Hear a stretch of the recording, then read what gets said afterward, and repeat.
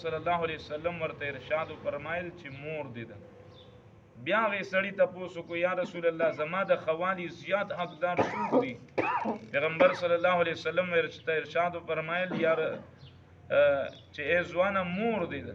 هغه بیا تاسو کو یا رسول الله په دنیا کې زما د خوالي زیات محتاج څوک دي چې زغی سره خو کم په ما باندې د چا زیات داسې حق جوړیږي؟ پیغمبر صلی الله علیه وسلم ورته ارشاد فرمایل مور دې ده. درې پیری ورته پیغمبر مور وی او بیا دا غینه بعد په څلورمه پیره چې کله کس تاسو کو نو د دوانو جهانو سردار حضور صلی الله علیه وسلم ورته ارشاد فرمایل وی والد سیب دې پلار دې. نو دلته د دې حدیث نه علماء کرام دا استنباط کوي چې د مور پلار په حقوقو کې د مور 3 حصے دي او د پلار 1 حصہ ده. یعنی مور له الله دونه مقام ورکړي. پیغمبر 3 پیری د مور ذکر کوي. 3 پیری د مور ذکر کوي. پیغمبر صلی الله علیه وسلم فرمایي چې په فرض موز باندې ولاړ وي او مور ماته आवाज کړي وي چې یا محمد، نو ما د مور د لپاره فرض موز پرېخي وي.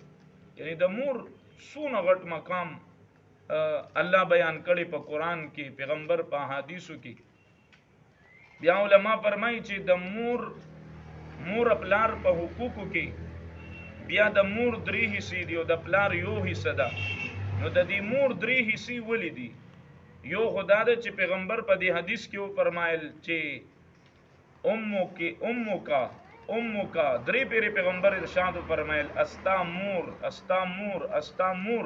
د دینه بعد ارشاد فرمایل چې استا والد استا پلار. نو یو خو د دینم پته لګي چې د مور 3 حصے دي او د پلار 1 حصہ ده. او بل علما فرمایي چې د دې حدیث کې استنباط ته دې خبرې کوي چې ګوره مور 3 تکلیفونه غټ د اولاد د پاره اوچتای چې هغه پلار نه اوچتای او نه اوچتول شي. یو خدا د چې نه میاشتې دا بچي د مور په خېټه کې دا اولنی تکلیف دی. دویم چې دا بچی کله دنیا ته را رواني دغه یو غټ تکلیف دی، د دنیا د جهان غټ تکلیف دی. ځکه چې یو صحابي خپل مور وګرځولا په مینا کې په عرفات کې د بیت الله نه ول چکرونه ورکړو او وی یا رسول الله ما د مور حق ادا کو. پیتا څنګه حق ادا کو؟ یا رسول الله ما مور اوچته کړي وا او طوافونه به مې کول د الله په کور کې مې ګرځولا. پیغمبر صلی الله علیه وسلم ورته وی چې تو دنیا ته راتلی استاد مور د خلینه چې کما یو هوتی وا په اردو کې وی ټنډي چې کما یو یخه سا هوتی وا تا د غیم حق نه دی ادا کړی. نو مور یو خو نه میاشتې ماشوم په خېټه کې یخي او دا تکلیف برداشت کړي، بل ماشوم دنیا ته چې کله راځي دا یو دویم غټ تکلیف دی. دریم د دینه بعد د کوهاټ خلق ورته شودي وي، زمونږ مردان په خبر ورته پی وای. نو بیا ورله مور پی ور کوي، د دې ماشوم تربیت کوي. نو دا مور د دې 3 غټو تکلیفونو ته تیریږي. ځکه پیغمبر ارشاد فرمایل چې امک استا د مور پتا باندې حق دی، استا د مور پتا باندې حق دی، استا د مور پتا باندې حق دی. د دینه بعد ارشاد فرمایل چې استا د پلار پتا باندې حق دی.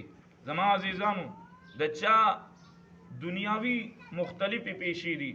څوک د دنیا په لین کې رواني، شپه او ورځ د دنیا سوچ، د دنیا فکر، د دنیا غم، منډم د دنیا د پاره، ناستم د دنیا د پاره، غمم د دنیا د پاره، خوشحالیم د دنیا د پاره، خبرم د دنیا د پاره، سوچم د دنیا د پاره، فکرم د دنیا د پاره، حساب او کتابم د دنیا د پاره، چا سره ملاقاتم د دنیا د پاره، یاری دوستی تعلقات د هر څه د دنیا د پاره. د چا دا سوچي او د چا آخرت سوچي. څنګه ډیر خلک دی تبلیغ والا الله دې جزای خیر ورکی چې هر ټیم د امت فکر په دنیا په زړه کې نیولی چې هر ځای کې موقع ګوري بس د الله د دین دعوت ورکي. نو زما عزیزانو د چا چې هر یو لین دی خو چې څوک الله کامیاب کړي دي د دین په لین کې، نو د مور په دعا سره څوک الله کامیاب کړي دي د دنیا په لین کې، څوک افسر دی، څوک د پولیسو په شعبه کې مشر دی، څوک د فوج په شعبه کې مشر دی، څوک وزیر دی، څوک مشیر دی، څوک څه دی، څوک څه دی. دا چې څونه الله کامیاب کړي دي دا د مور په دعا سره الله کامیاب کړي دي. پیغمبر اللہ کامیاب کړي دي د مور په دعا سره. پیغمبر ته الله وی اے موسی اب خیال سے آیا کر تجھے دعا دینے والی دنیا سے چلی گئی. اے پیغمبر اوس چې کله زما خواته راځي له خیال سره راځه، ځکه چې توبه کله را روان شوي تا ته به چا دعا در کولی، اوس هغه په دنیا کې پاتې نشوه. نو زما عزیزانو مونږ د مور ډېر زیات قدر وکړو، د مور احترام وکړو. چا د مور دعاګانې اغستې دي هغه سره وخت وفا کړې ده، وخت هغه قیمتي کړی دی. چا چې د مور زړه ازار کړی دی زمانې هغه له سپېړې ورکړي دي، زمانه کې هغه ذلیله شوی دی. د مور پلار ازار ګټلې چا په دنیا کې نصیب نه دي مونتی. زمانه مخکې هغه یو ملنګ مرګري خبره کوله، یو مرګري چې یاره با ادب با مراد.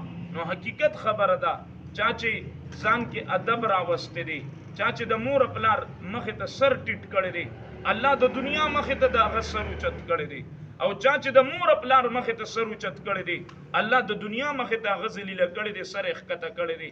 لہذا مونږ ځوانان کو په دنیا کې عزت غواړو، په دنیا کې کامیابی غواړو، مونږ وایو چې مونږ د په هر مجلس کې سر اوچت روان یو، په هر مجلس کې د زمونږ عزت وي، بیا به مونږ د مور پلار عزت کو. پیغمبر سو ارشاد فرمایل الجنت تحت اقدام الامهات.